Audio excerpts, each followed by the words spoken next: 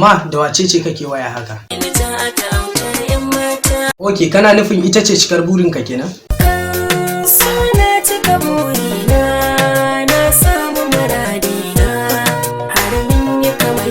Amma fa na ji waɗansu suna cewa soyayya kan iya zama ƙiyayya.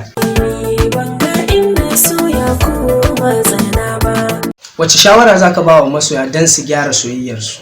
Wanda kake wa ƙauna kame kalaman so mai taushi, ba shi furen soyayya da ya wucewa ganyen ɓaure. Wace hanya ka bi ka samu zaman lafiya da Naja'atu?